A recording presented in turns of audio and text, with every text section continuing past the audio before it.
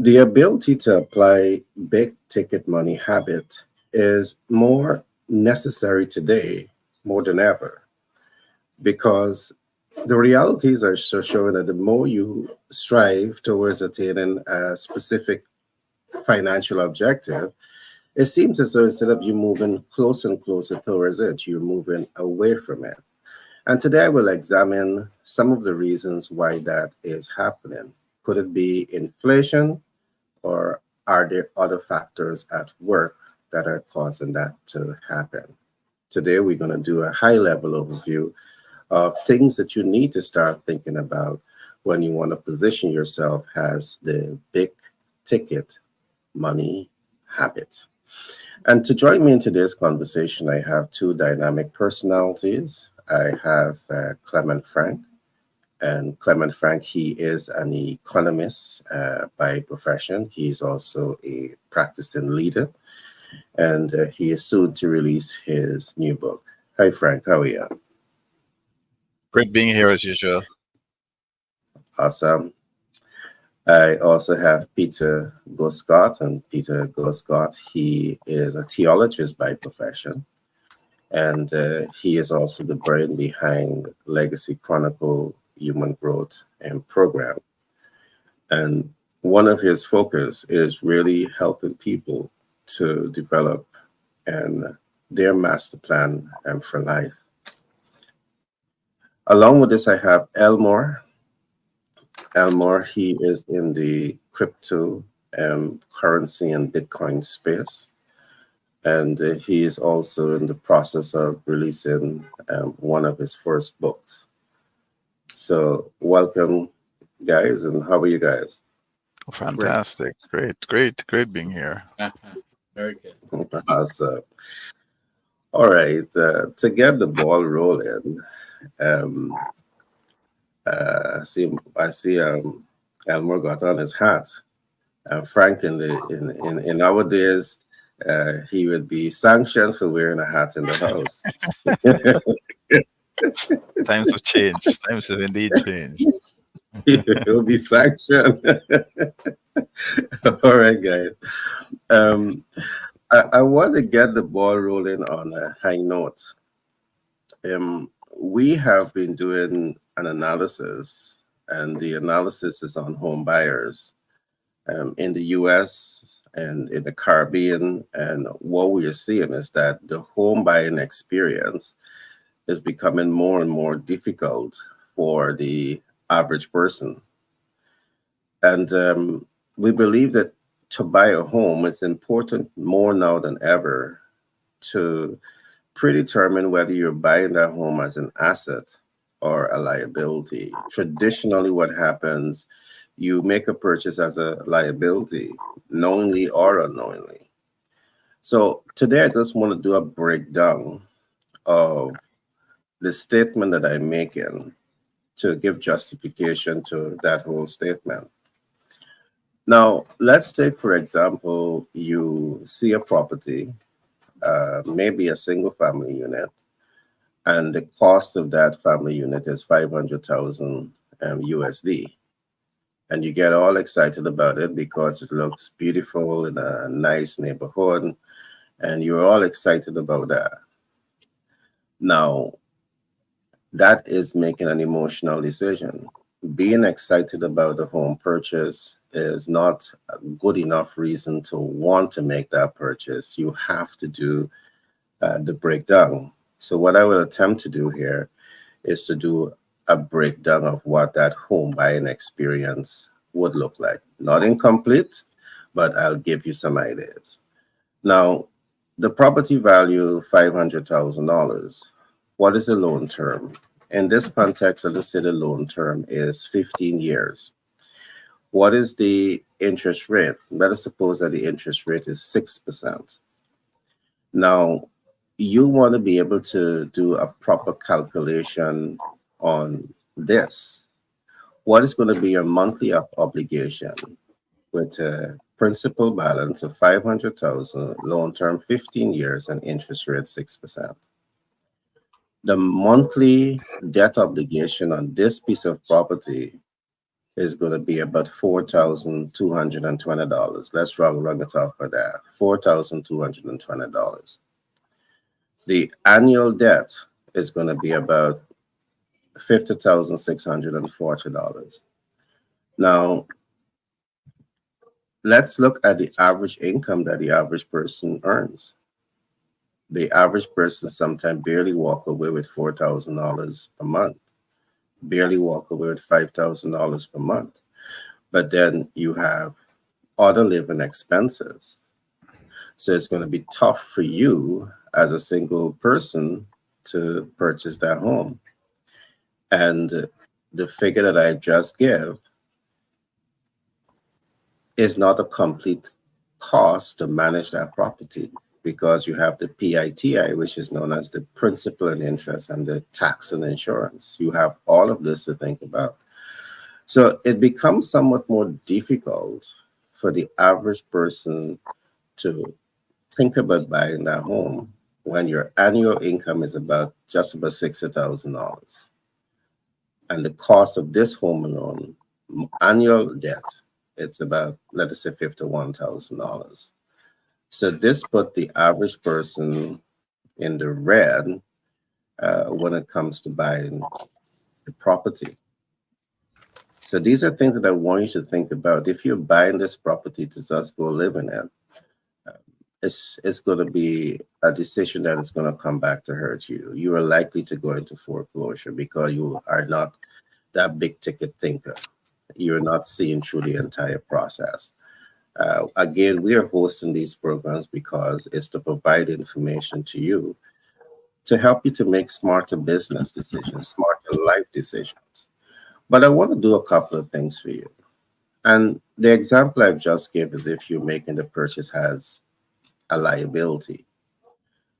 You can go about the home buying experience, but what if you were to change your narrative? You, instead of buying it as a liability where you're going to live in it, you buy it as an asset. And how does that looks like? Let us suppose you see the same property, $500,000, but instead of you buying a single family unit, let us suppose you're lucky enough to get a two-family unit with a basement. All right. If you search the market, you may be lucky enough to come up with that. So does that what opportunity does that open up for you? Well, the average cost for rent is going to be about $3,500 for a family unit.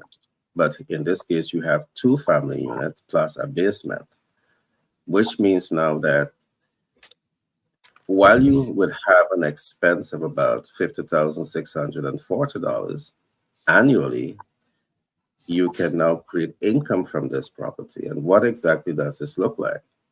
So you have a three-family unit, and you rent and treat all three out at, let us say, about $7,000 per month. It means that the annual income from this property now becomes $84,000. And when you take away your expense of $50,640, it leaves you with a net operating income before tax of $33,360. So that leaves some money in your hands.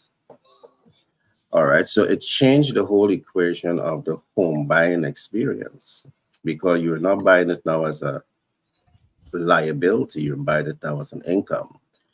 And if you recognize also what I've done here, because you have three units generating income, you're not going into your primary source of income. So whether or not you're working for $50,000 annually or $60,000 annually, you're not touching that. And what you have simply done here is create another opportunity to put $33,000 more in your pocket.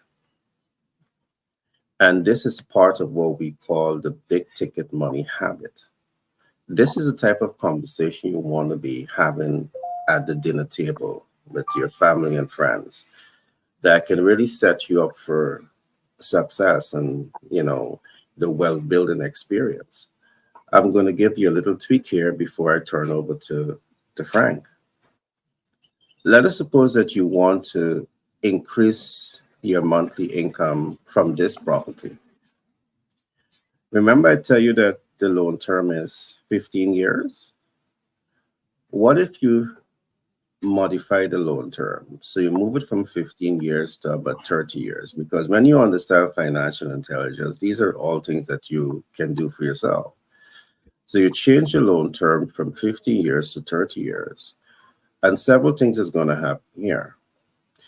The monthly debt obligation is going to be reduced.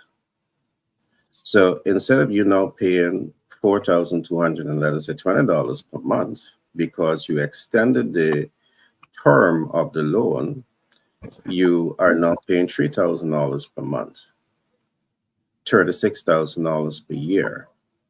So when you take away this $36,000 from the gross income, because the property now is going to be generating $48,000 annually, and when you deducted $36,000 from this, the annual cost of interest and principal, for only interest and principal is coming out here.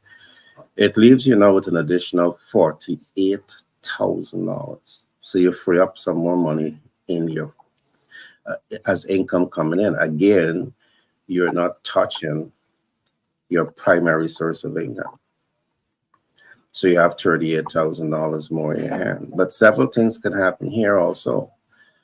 Because you have this asset in your hand, this property in your hand, several things could be happening. You have asset appreciation because every couple of years, the estate is going to appreciate. Because you have asset appreciation, the asset that is giving you appreciation, you have something that we call the equity leverage. In the case of a home, if you want to leverage that, we call it a HELOC, which is a home equity line of credit. You can take out the equity and you can put into other income producing asset. In the case of a business, we call it the BLOC, which is the business equity line of credit. So here is where you have $48,000 as income coming in from net income coming in from the property, alongside the appreciation that is taking place, and you being able to take out a HELOC or a BLOC, it free up more money in your hands, so you can now leverage this to go create more income producing asset. So when we talk about big ticket money habits, we're suggesting to you that among family and friends, among your community, these are type of conversation that you want to be had. We have too many persons today who are struggling paycheck to paycheck, you may want to call it. And you might want to blame the system, blame everything else. But at the end of the day, you can blame yourself because there's nothing that is preventing you from getting the information that I'm talking about right now and positioning yourself to learn, apply, and master this type of information and ensure that you can set yourself up and set your family up for that well-building experience. So I'm going to pause here for now and turn to Frank. All to you, Frank. Hi, guys. I'm so grateful to being here this morning. And we're talking about wealth and big ticket money wealth. The thing about it, some persons who work in the public sector, private sector, they're all employees. And they sometimes think, okay, the money that we're getting is too little or whatever. But even if the little that you get as an employee, if you save, it is very critical for a step to achieve financial independence. Now imagine if you're always liquid such that you need not borrow to fund lifestyle or urgent financial needs. Saving helps you build funds for investment, for your assets, and other operating expense like rent. Remember, spend what is left after saving, not save what is left after spending. I'll repeat this. Spend what is left after saving, not save what is left after spending. And that's a famous term from Oyeyinka Oyekan. And he gave some strategies. The first thing he says is that we need to create a budget. You start by tracking your income and expenses, and this will help you identify those areas where you can cut back and save more money. And that was his personal rule, which is 40% for needs, 20% for wants, 20% for charity, 20% for savings. And we will deal this in subsequent talks. I will deal with this. You need to set saving goals. Determine what you're saving and what you're saving for, and set specific saving goals. Whether it's an emergency fund, a vacation, down payment on a house. If you have those clear defined goals, it can help you stay motivated for saving. Then there's those automate savings. Set up automatic deductions or direct debit from your salary to go directly into a mutual funds account. And this way, you won't even have to think about saving. It will just happen automatically. Another way in which you can do is to cut back on unnecessary expenses. Take a look at your expenses and identify areas where you can cut back. And this could mean packing lunch instead of eating out, canceling those unused subscriptions, or reducing your entertainment expenses. And by no means is saying that stop your subscription with this channel. Take advantage of employee benefits. So you explore the benefits offered by your employer, such as your retirement savings plan, your health insurance, your community benefits, and discounts that you can get on goods or services. These perks can help you save money in various ways. People don't like to do this, but I look for discounts. Nothing wrong in being a la Roro. I question every expense when making purchases. I always look for discounts. I look for promotion. Now in Guyana we have Black Friday. That is a season that the US has carried for years, and you take advantage of these. It could also mean using coupons, taking advantage of sales, or comparing prices before making a purchase. Now that we have Starbucks and everybody running to Starbucks, and Starbucks is pretty expensive, why not bring your own coffee and snacks? So instead of buying coffee or snacks every day, bringing your own from home will work out far cheaper. This can help you save money on the long run, in the long run, on those food and lunches that we purchase every day. Use public transportation or a carpool. If possible, take advantage of whatever public transportation there is. You can carpool with a co-worker, and this can help you save money on your fuel and parking costs. You need to avoid unnecessary debt. Try to avoid them, such as your credit card debt or high interest loans. But if you do have debt, prioritize paying off those high interest debts first. So borrow to fund asset acquisition and not to fund lifestyle. And then always negotiate for better deals. So when it comes to services like insurance, cable network, or internet, you don't need to be afraid to negotiate for better deals, because very often providers are willing to offer discounts or low rates to retain their customers. One thing I want you to remember is saving money is a gradual process. So you need to be patient, you need to be consistent, you need to be smart, because small changes can add up over time and make a big difference in your financial well-being. Thank you, Gary. All right, those were a number of great points that you would have made, Frank, and I trust that the public would have taken some notes of what you would have said there. And there's a couple of things I want to say. I like the suggestions that you made, but I just want to say a couple of things. It's important to know why you are saving. All right, it's very important. On our platform, we talk about the importance of work.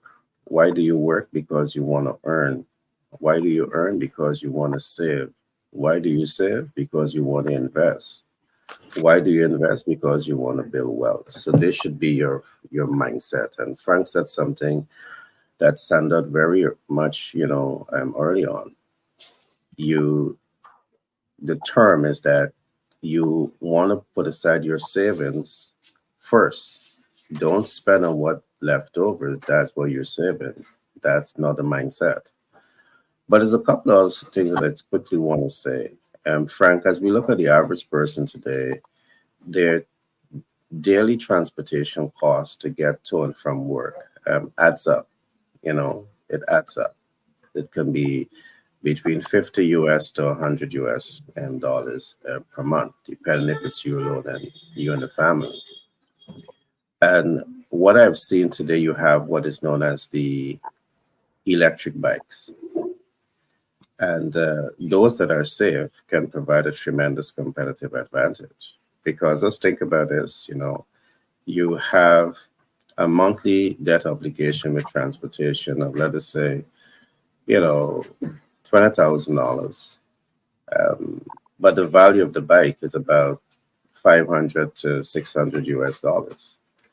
So within 5 to 6 months, you could have that bike, and the remaining 6 months, you can save up that excess amount of money. What I'm saying is that if you find a way to purchase that bike in 6 months, you would have paid off for that bike, and the remaining 6 months of the year, you have a savings of about 600 US dollars. And depending on the life cycle of that bike, you have savings every month thereafter. So in a year, you got uh, perhaps another $112,000 that you're saving. That's more money in your pocket. All right. So these are things that you can look at to really figure out ways to keep more monies in your hand. So that's just a little bit that I want to say based on the method that you have looked at just now, Frank. I really love it. Great method. And these are things that people can look at. And that's one way. All right. Peter, your thoughts? Yeah, I was just listening to both the communication that both you and Frank put forward, and I was thinking about, even as individuals think of their lives and acquiring big ticket items, and what we do find is that most individuals, why individuals get into trouble, even as Frank was speaking about spending, saving, you alluded to that as well. But one of the challenges that we see, even when people uh, need, and why people need to plan, is because people tend to, well, most individuals look at life um, in 1 year increments. They think about, just in terms of the next New Year's resolution, and they make a plan for the year, and then next year they're going to make another plan. So people have a short term vision how they go about life. So even how you describe a while ago of an individual looking at transportation, and to create this vision of, okay, I'm going to purchase a, don't go for a car. If you're living in the US, go for a bike, in an electric bike, which is affordable, and then you can build savings from that. Because one of the challenges that we find is that because people do not have a long term vision, and they think and the money is treated that way. So money is not treated in terms of an annual income or a 2-year income, what is generated even at a 5-year, how much can be generated in 5 years. It is looked at in terms of what I have for this week. And because they're seeing it in just a matter of what is happening this week and the expenses thereof that comes out of this week, then the planning is minimized to just a 1 week vision. But it's important for us to see a longer term. And we even, when we're talking about master planning, it's even more important for individuals to have a concept that I learned several years ago, to have a 100-year plan. And when I heard that concept the first time, I was a little bit, questioned the practicality. How do one build a 100-year plan? But then you see life in terms of having a visionary approach of where my life will be at the end. Where do I want to be at the end of my life? And typically, an individual live to say, 80, 88, in the mid 80s.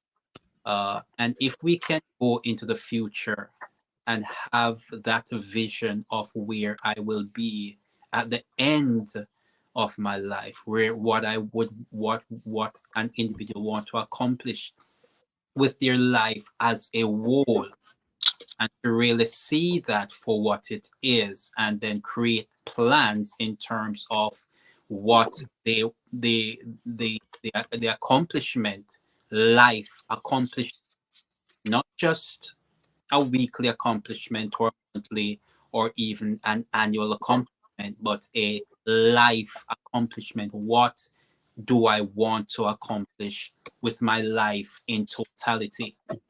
And that now brings into purpose. What is the purpose of my life? And purpose of my life is going to take into consideration now who it is that we are born to serve. And even as I was listening to your communication about purchasing a house and handling a mortgage, so forth and so on, and a lot of individuals think, and the first thing, some people may think, where am I going to get money in the first place?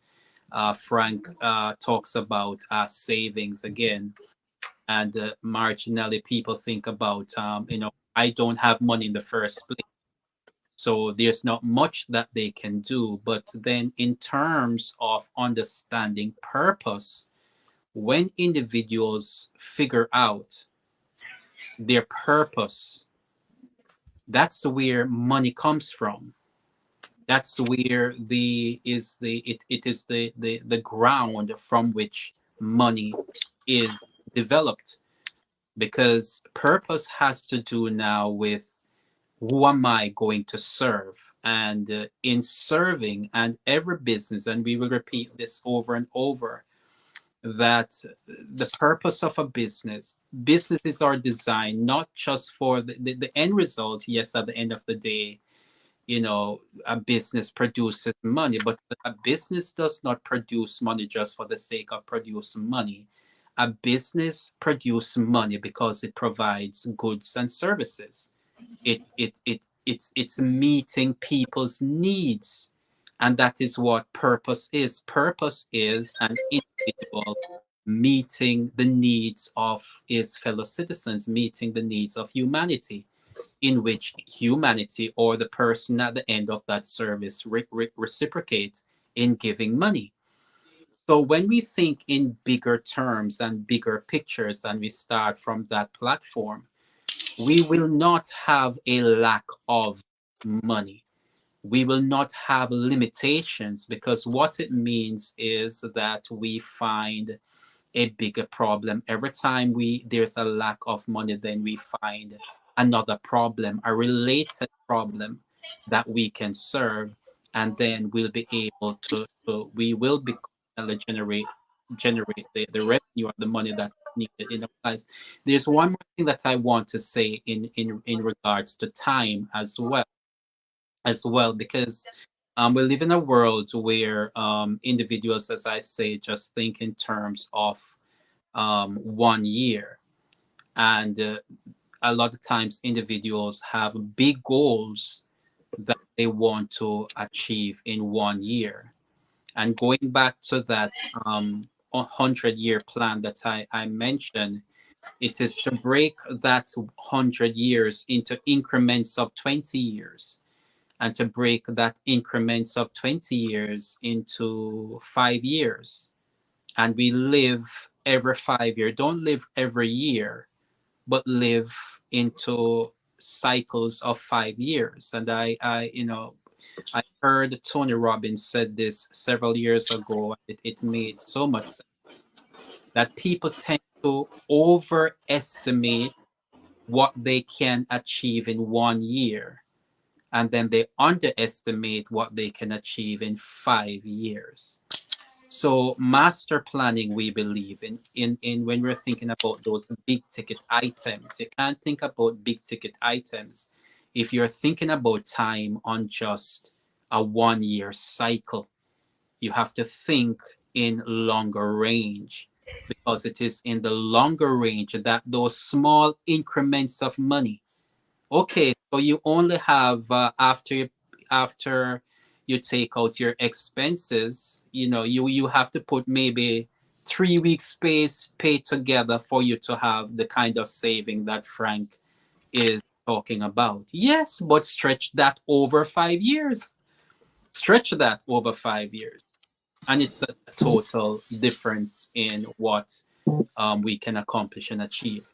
So master planning require, as it says, we have to become a planner in terms of how we utilize time, how we create a vision of how we utilize time, and in essence as well, how we utilize small increments of money. And when we begin to shift our thinking like that, we'll be surprised to see what we're able to achieve with small increments over longer periods of time.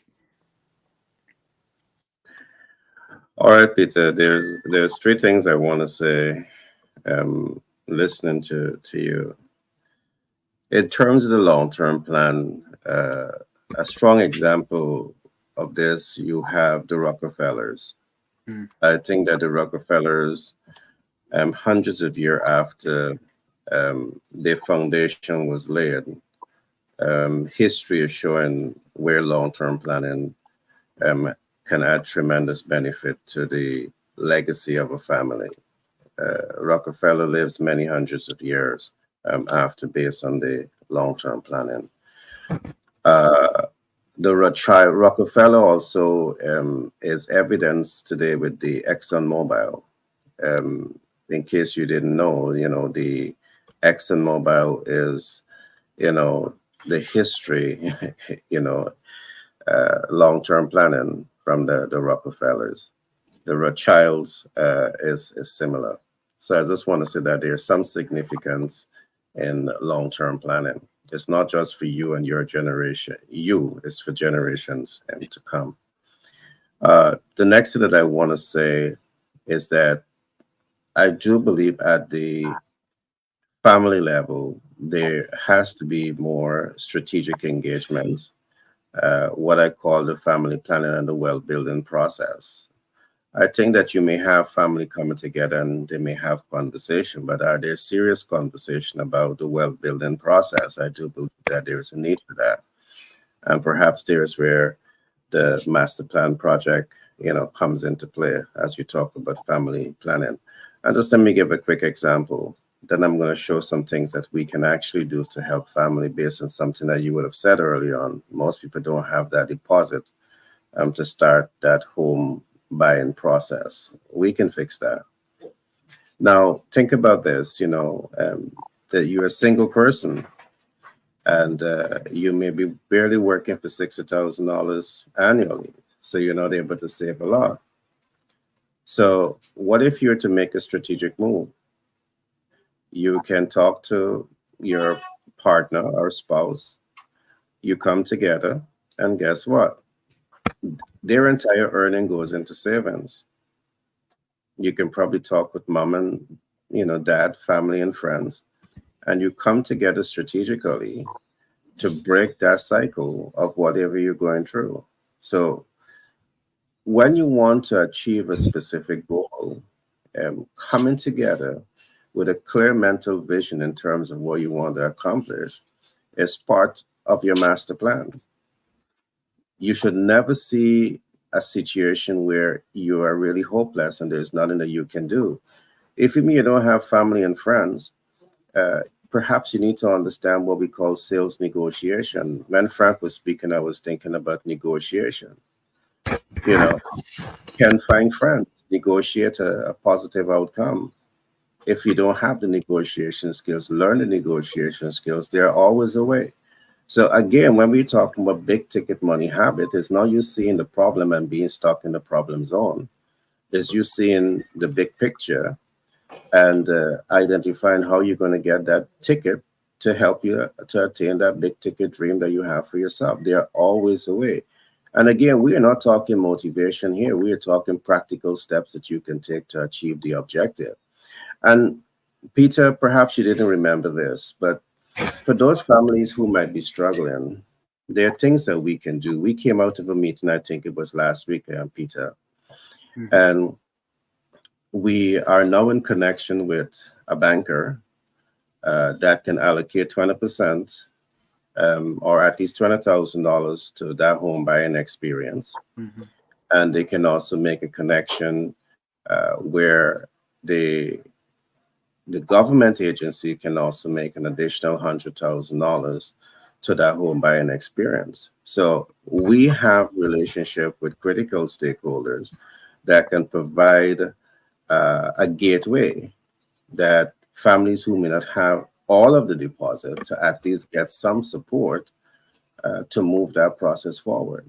So again, I'm saying that we are not just here highlighting the problems. We're here to highlight the solutions, and we are on the ground. So if you're in the US, any state in the US, and you need support, we have persons in our connections that we can connect you with if we can do it ourselves to give you the support to position yourself to be a little bit more comfortable in your life.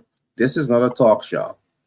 This is a workshop where we literally want to provide information to you that's going to set you up for success. And in the coming weeks, we will talk more about the concept I've just shared. After myself and Peter would have had some strong discussions on what we can do to help people, we will talk some more about what we can do to help people through the home buying experience. So, Peter, I just want to add that because I think you might have forgotten, but that has to be an essential part of family planning, and we can help where those things are concerned. Yeah. All right, Elmore. Can you hear me now? Yeah, I'm hearing you. Awesome. So have a. I'm going to bring the twist to this conversation, and it's because I come from. Uh, I'm from Puerto Rico, and the average income in Puerto Rico is $18,000. So this completely takes the ability for you to be able to get into a home that is anywhere above $90,000, and it will make it very very hard for you to be able to save because of the lifestyle and the living expenses have gone up drastically. Even though this has not happened, but let's just go for the average individual in America that it's not able to make above $60,000, but they're making anywhere from 40,000 to $55,000. There is many different areas in the real estate space that I have learned of throughout the years because I've worked with several real estate individuals. And when you are essentially like right now, the marketplace has literally obliterated most individuals that have average income, and I'm talking about $63,000 in the United States. They have been phased out of the marketplace from being able to get into a home. Now, the reason why I say this is because the new points that they have brought up for this year, which they just happened recently, it states that you need to have an income averaging anywhere from the 90 to $100,000. This means you need to have, and you need to be able to come up with a either the second job or create something that will be able to get you there. But there is something else out here. There's many different terms inside of the real estate space that will not scare you away because you're not able to complete some of the buying process, like being part of the assisting house buying. There is something called subject to, and I want to bring this up here because this is something that can allow anyone that is lacking some of the details needed to be able to get involved. It would allow them to get involved because with the subject to, what you're doing is you can go to your bank and you might have to pay for this list, but you can go to your bank and you can ask the bank to sell you or provide you with the list of 90-day home delinquencies. These are individuals that have not been able to purchase their home. These individuals tend to be very, very active and very much wanting to be able to do something to where they don't get burned with the foreclosure. Well, with the subject to, essentially what you will be doing is because you have been able to save enough, but you don't have enough to get the down payment, but you was able to save enough, then you can take that amount and you can offer that individual the deal of taking over the loan, and they have to obviously you're going to be taking over the house and take over the expenses of the house. This is a great way to learn of subject to be able to not just to get into a primary home, but you can use this to be able to create rental opportunities without having to go through the classical resources and having to prove credit and having to prove that. So there is many other different terms in the real estate space that would allow you, an individual that can be phased out of the marketplace because of X, Y, and Z, you still have a chance to be able to become a player and to become a formidable player if you learn to play it well in the space. Now, there is obviously many other areas of the real estate space that are evolving into the cryptocurrency area, as I am in that space. And so the buying process in the next few years will change because now we have this, conversation around the word of tokenization. And the tokenization is very simple. The only thing that happens is that all of the paperwork that you were working with in the past to be able to create the real estate deal, it's all going to be put onto the blockchain ecosystem, and the whole entire paperwork and the whole entire contract will live on the platform of the blockchain system. So, still, even that happening and is being developed now, there is still the opportunities in this space for you to be able to do things like get into a DSR, which is a debt to ratio loan, which is another route that you can take.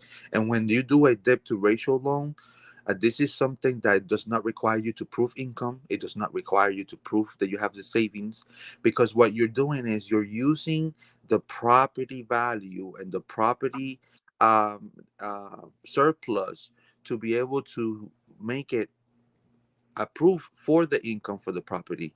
And then this is something that's even bigger. If you are a first time home buyer and you don't know about the debt to rate ratio loan, this is something that you must understand and you must take advantage of, because this allows you to not have to have any of the regular requirements that you would have in order to be able to get into a home. But now with this type of loan, you can not just start your, becoming a home buyer, a home owner, but you can get into the investing space of real estate, where you can purchase all the way up to a quadruplex with these types of loans. And you could be a first time home buyer, and with this loan you can still buy up to a fourplex, which means you're not just buying your first home, you're buying your first investment, because the investment is going to pay while you're using one unit. The investment is going to pay for the whole entire amount. And this is another way that if you are in stuck on the below $50,000 take home pay, these are different great avenues that you should be able to explore, and that they're very little spoken on. Anyways, I wanted to bring that piece, and as well, and obviously thank you guys, and thank you, Gary, for allowing me to share and providing the platform. Very grateful. And I apologize about the hat. My hair wasn't done. But thank you. It's all right. As you bring back the hat, I could recall in the days Frank would notice. You come in the house with your hat. Where are you? What are you doing? Take that thing off. You gotta turn the school in. All right, yeah, we're coming back to what you said. You've made a number of important points. And of course, the DTI is something that is looked at. The debt to income ratio. It's an essential part that you need to consider, because financial institution, they will examine the total debt against your income, looking at the balance and so forth. But there are always options in dealing with that. And that's why it's so important to work with a financial specialist, because your income could be augmented by your spouse, by your son, by your daughter, by a sponsor. So it enhances how the debt to income ratio looks in the eyes of the financial institution. Along with this, you have the FHA, and this is the Federal Housing Association that provides strategic support, meaning that while traditional institution may ask for 10%, 20% deposit, federal agencies, FHA may go as low as 3%, or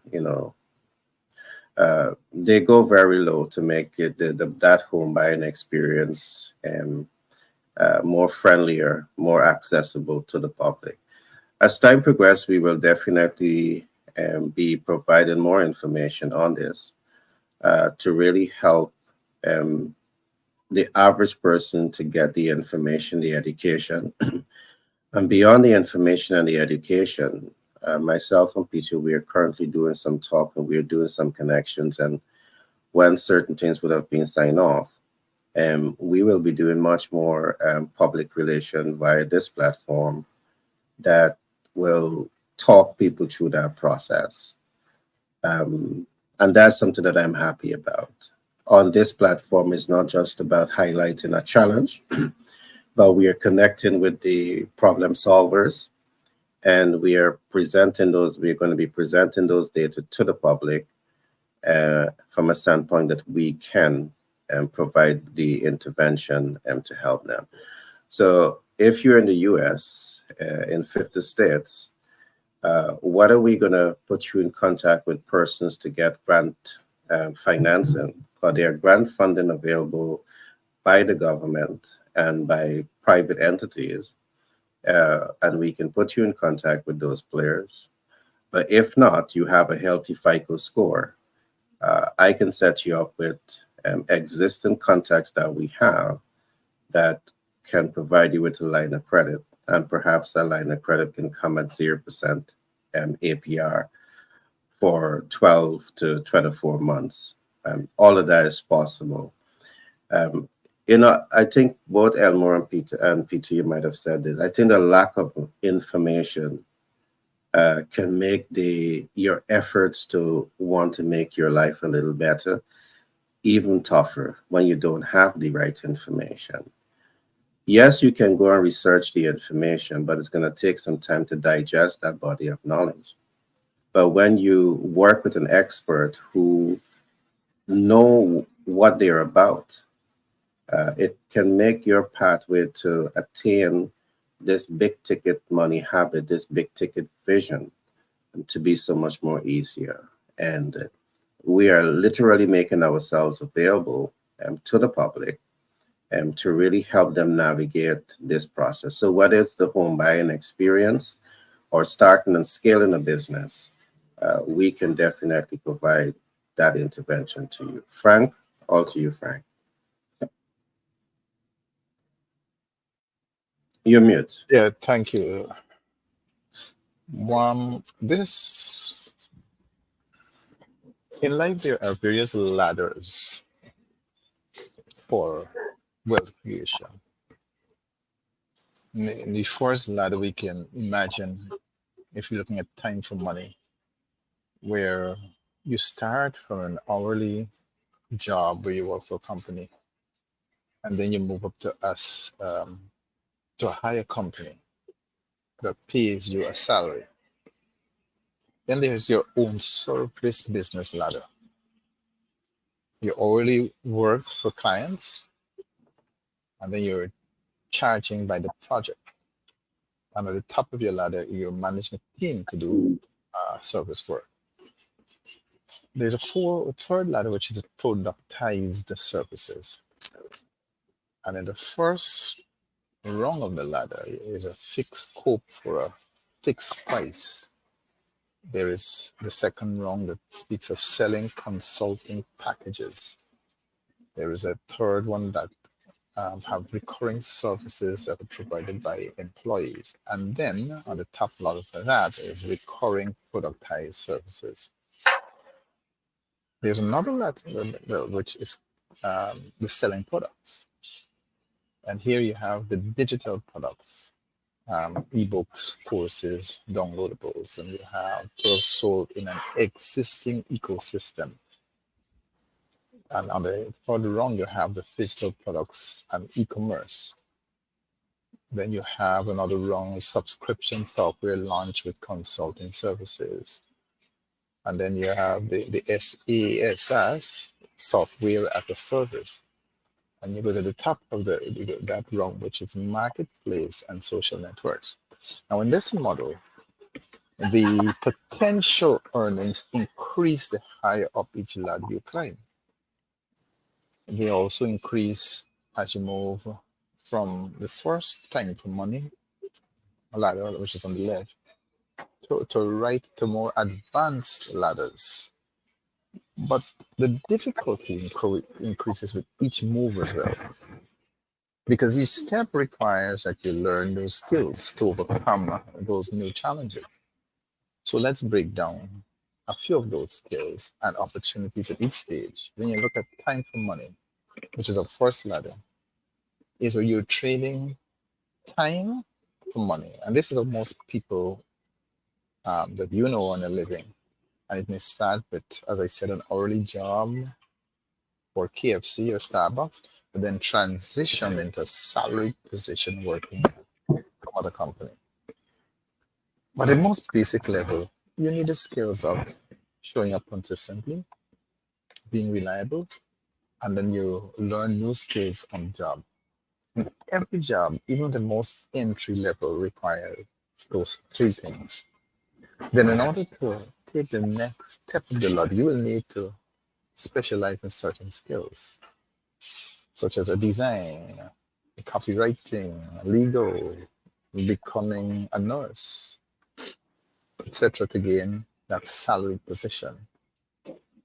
Then the next ladder, which is your own service business, and if you choose to make the jump to the next ladder of running your own services business, there's an entirely new set of skills you need to learn that build on the last. The things like setting up a company, then finding the clients, creating proposals, pricing purchases, hiring employees, establishing an online presence. You have to look at your accounting, finance, business operation, etc. Looking back, there are so many things that seem easy and intuitive now, such as filing for an LLC with the Secretary of State, that were daunting at the time. And this is also where many business owners expand beyond their ability and start to lose the lessons they should have mastered from the previous ladder, like being reliable, showing up consistently, and which is how someone with no plumbing experience bought a small plumbing company, doubled revenue in the first year with two simple changes. One, following up with customers. Two, doing what he said he was going to do. As business owners, we underestimate just how much there is to learn. So we get overwhelmed and start dropping the ball on the basics. When we move on to the productized services, up until now, each sale has been made by talking to customers or an employee directly, in person, over the phone, or email. But if you want to truly reach new levels of income, you need to learn a different lesson. That is, how to sell without ever talking to the customer. You see, your goal is to scale sales to new level. That means removing every possible bottleneck. On the productized services, we remove the sales bottleneck. Then on to the next ladder, we remove the product delivery bottleneck. A productized service is when we take a set offering, search engine consulting, and bundling it up as a set offering with a fixed price, such as an SEO site audit for $1,000. Let me give you a few examples. This will include a designer moving from designing websites at $100 per hour to charging at $2,500 for designing a 5-page website. A video editor charging $250 per video instead of $50 per hour. A handyman charging $50 per visit rather than hourly visit, because the project scope and price are fixed. The service provider will make more on some products than others, but the profits will average out. On this ladder, we need to learn writing sales copy that can make a sale without talking to customers. We need to learn how to design a sales page or hire experts to do it for you. We need to have the processing online payments, standardized systems to deliver repeatable quality with each service. Now, if you choose to move forward up this ladder, you can add recurring revenue and employees to scale further and add predictability. Then you go to the selling products. A productized service works to remove the manual work from making the sale and selling a full product that continues to trend by also removing the manual work from delivering the product.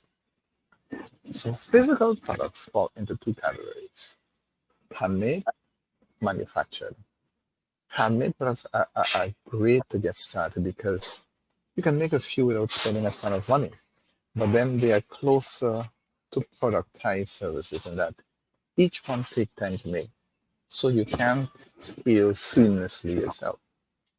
Then the manufactured products are hard to do at a small scale, but if you can sell enough of them, you can make them in bulk, and then you can scale an impressive business. A product takes far more work to create upfront, but then each individual sale and the fulfillment of that sale happens without much or any additional effort from the business owner. And examples include an ebook on how to learn a new programming language, a video course on new cooking techniques, a new tripod for vloggers. Now, at this stage, there are entirely new sets of skills that you have to learn in order to sell products in bulk. Customer support at scale, gathering customers at scale, supply chain if it's a physical product. And then you got to think about fraud, as nefarious people use your site for credit and to test out their credit cards and so much more. So that's just a few dozen skills you need. And with what I've introduced to the ladders of wealth, we can look also at principles that will help you navigate this new concept. And there are 8 principles to grow your wealth and income over time. Because of time, I'll have to hand you over back to Gary and the others. Quite right. Peter, we're going to start to wrap up now. So your closing thoughts on what was shared so far. I was just as I was listening to Frank, the various ladders of income generation, and another way that can be applied is think, not just think. And what we do find, and I think other nationalities tend to do this well. The Jewish community, what I'm about to say, tend to do this well. The Chinese tend to do this very well. But what I do find is the dark brown or the brown people, we tend not to be family oriented in what we're doing. What we find is our children, they can't wait until they're 18 to leave and go take on life on their own. And so when that happens, there is this fragmented state of wealth. Well, you can't call it wealth now because wealth is not even being accumulated. So it's a fragmented state which leads to poverty, generational poverty instead of generational wealth. So what we master planning will require is that individuals, you plan, you pool your skills, their family skills, pooling family talents and skills. We gather together and we look at ourselves and we look at what we're good at as a family. What are individuals good at? Look at your children. What are you good at? And we do not want to send our children out to just on the basis of what generalized education is all about. But parents have to look at their children in terms of what the skill sets, the natural skill sets are in their children, what they do naturally, because there's a place for that. So if the child is a natural artist, then he or she is educated to nurture those artistic skills and to operate them, just as though Frank was mentioning a while ago. The child, yes, he will start out as, perhaps where a job is concerned, but he's also trained to nurture those skill sets to take it to eventually become a business. So we have to, it's a whole different scope of thinking that we have to pool. Family life master planning recognize that if we're going to make it, we're going to plan, we're going to design this 100-year strategy. Then as a parent, by the time I am 80 years old, how old will, or when I am 50 years old, what age will the next generation be, and successively. And we make these plans. I remember what one point I call my kids together, and I said to my son, my second son, and it so happens that 40 years from now, he will be the exact age that I am this year. 40 years from now, he will be the exact age that I am today. And I say 40 years from now, you need to see this is what we're planning to do 40 years from now. Family life master planning. As a family, the family must design, what is your name? How will your name, your last name, how will your last name be recognized 40 years, 100 years from now? And you have to plan around that. So it is all in terms of the way how we think.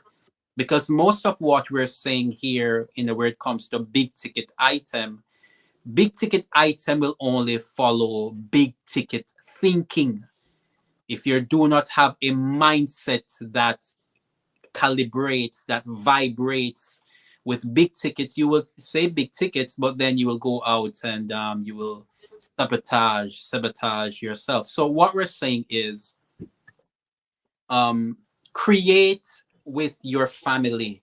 If you're gonna generate wealth, let everybody in the family pool their bit, because those pooling of the small bit, it adds up. You don't have to look outside of the clan. See yourself as a Rockefeller, see yourself as a Rothschild, Rothschild. as Mhm. a whatever those big names are, and you bring your family together, you hunker down and you talk about it. How can we get this done? You don't have this, you don't have that, you don't have that. Yes, we don't have all of that, but we have this, we have this, we have this, and we have this. What can we do with this? And when you begin to think like that, within 5 years, within 10 years, when you look back, you're surprised to see what you have accomplished. Um, Peter, I'm happy that you use that example. I do believe that many young people, persons today, from the time they reach 18, they are big men, they are big women, and then they go out to fish all by themselves, and only to perpetuate a cycle of challenge. When in fact, had the parent, I don't want to blame them, had the parents communicate clear enough that there's a way, there's a better way of breaking the cycle of struggle. And that way is collective efforts. Um, so I love that concept, but I just want to add to it a little bit. In cases where you may be seeing that, the family is not compliant, I always say this, make a friend of family. Go out and find other family and just make it happen. There is a way. Great share. Love it. Your closing thoughts, Elmore? You mute, Elmore. Yeah, okay, you hear me now. Perfect. Yes, Mr. Lopez, I can hear you. So I like to add to what Peter said. I think that there is a piece of knowledge that is very little known, from our generations to the older generations and the ones that are coming, and it's that we have the ability to set our generation, the next generation, we can set them up for success. And here's one way that I think many fall short because of the lack of knowledge thereof, but I think this is going to be powerful. If you have a child that has reached the age of 13 years old, you can have this child be added to your credit card, and so you can have him as a user on your credit card. Now here's the thing, because this child is it's most individuals are waiting for the child to turn 18 so that the child could go into the world and start to create its own profile on the credit market. But we can start as parents that for them. We could give them around 5 years of history by the time they reach the age of 18, putting them at a advantage for them to be able to not just be able to get into the real estate space, but to be able to get into any other space that they might need to have good credit for. Now, we don't need to have a child to be 18 years old to start this process. We can add them as a user to our own credit card, and then that credit card will be used and it will be paid off. It will start to create the history that the child is going to need, so that when he's 18, he already has 5 years under his belt, which is going to allow him to become approved for a lot of these loans that have to do with getting in big purchases with big ticket items without any problem, because of the history has been built. And so, as we are going to be, putting resources together and putting people together to be able to engage in a family finance level, we have as parents the duty to be able to put our kids ahead. And that is one very simple way to get a child to be ready for the marketplace once they turn 18. Mhm. Wow. Um, Lopez, that's a powerful share. Um, America runs on credit, and everything is done with the FICO score. And not having a healthy credit score or not having a score is as bad as having a bad credit score. So what you're talking about there is very deep and definitely helpful to that child. So by the time they reach a certain age, they have a history, and because they have a positive history, they can leverage that in the financial market. Great share. All right, we are now going to be closing. Frank, your last thoughts before we wrap up today's session. Um, well, just before you go, Frank, what I want to say is that I want to throw this challenge to families, and Frank, you could perhaps expand on it. I do believe that families today and their leadership skills um, is going to be absolutely necessary, because listening to everything that Peter would have said, listening to Elmore, when family fails, perhaps it is because a lack of leadership, Mhm. a lack of leadership. I do believe that families can be made to be more impactful to the entire family circle. But I do believe that having a very clear leadership plan is necessary. So here is where I think having the master plan is important. But alongside the master plan, we need to have leadership and we need to have management. And management is all about setting the objective and planning. It's about organizing resources to achieve the objective. It's about communicating with all stakeholders about what is the short and long term vision. It's about ensuring that everybody is coordinating towards achieving the objective, and to ensure that the essential part of management here also is to monitor and to evaluate and to control um, all activities moving towards the pathway to build wealth. Wealth can be created. Frank word is not necessarily an overnight trend, it's a process. Um, but the time should be now. It's never too late. Start thinking about this now. And when you need help with the theory and the practice, we can definitely set you up with the right, thought leaders. Again, if you're in the US, we can move faster in providing you the support that you need to grow and scale financially. In the Caribbean, we still need to lay some additional footprint. Things are a little not set up the way we would like it to be set up in the Caribbean, but you have to be so much more creative from a Caribbean standpoint. But in the US, we can move much, much, much faster with you on these issues that we're discussing. Frank, leadership challenge, how do you see this for family? What I've experienced, especially with family business leadership, when you hear from a family member in a family business, it's usually because they no longer resolve what's not working in their business and need to turn to an outside resource. When the family business is not, or business as a whole and my family, they're not set up like other businesses, they don't work well. Every business is different, but most great businesses have a lot in common, starting with a strong leadership team.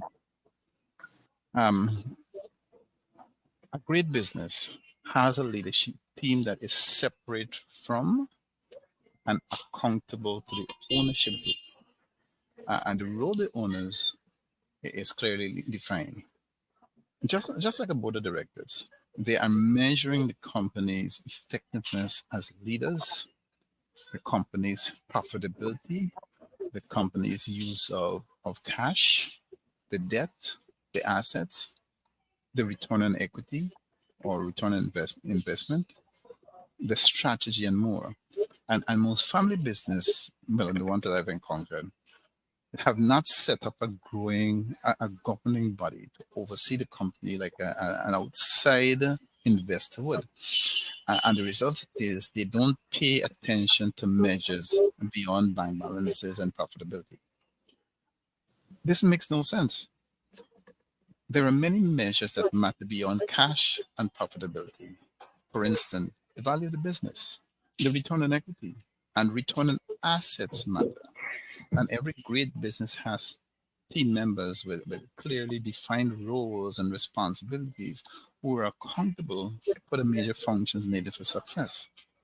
Now, usually a smaller companies divide into three essential areas: the sales and marketing, operations and customer service, accounting and finance. And while a larger company might have these other functions, such as research and development or innovation, they have information technology, human resources, they have training and development. Each function must have several, ideally 3 to 5 clearly defined roles.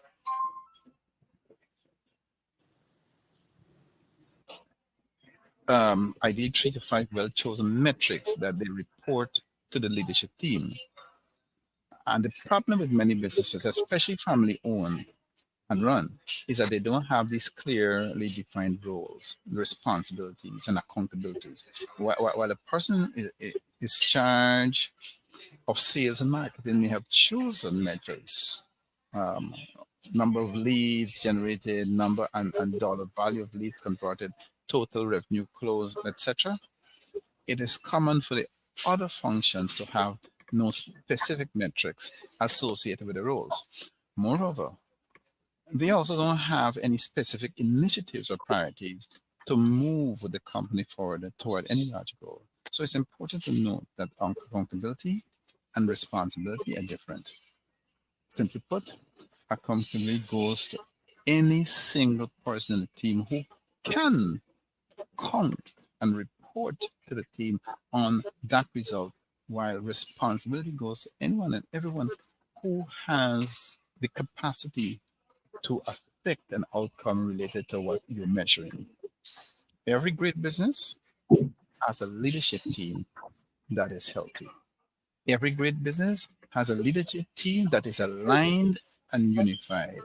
And if your family-owned business is experiencing conflict, struggling with personality differences, failing to set goals, lacking accountability, not achieving your most highly desired outcomes, such as building a valuable, sellable business, and failing to measure results, beyond looking back at your bank balances, then maybe we can talk. We here can guide the family business owners to find entrepreneurial freedom. Thank you, Gary. All right, Frank. Thanks for that share. Now, for the general public, I want to thank you for joining us today on the bestseller portal, on LinkedIn, and on Facebook. And I trust that you find today's topic, big ticket money habits, pathways to build wealth. And I trust that you find the conversation interesting. Our vision here today is to really get you to start thinking like that big ticket thinker. And as you become that big ticket thinker, in the US, you may need access to purchase your first home. You may need access to capital to start that business. Well, what we're saying to you is that you don't have to worry about that because we can set you up for success. Whether you're going to buy the home, whether you're going to start a business, we can support you with the entire ecosystem. So I want to thank you for being here today. I also want to thank my colleagues. Frank, he's an economist by profession. He's a practicing leader. Peter, he is a theologist by profession, and he is the brain behind the Legacy Chronicle growth program. And Elmore, he is a cryptocurrency specialist, and he's soon to release his new book, Cryptocurrency 101. So I trust you would have enjoyed the efforts of my team to provide you with their knowledge, their experience, and information that can possibly help you to make smarter business and life decisions. With that being said, I want to say to have a great rest of the day and a great rest of the week in front of you. My last words, take your life into your hands, mold it and shape it, and move it in your direction. Perhaps it begins with you developing that 100-year family plan or master plan. All right.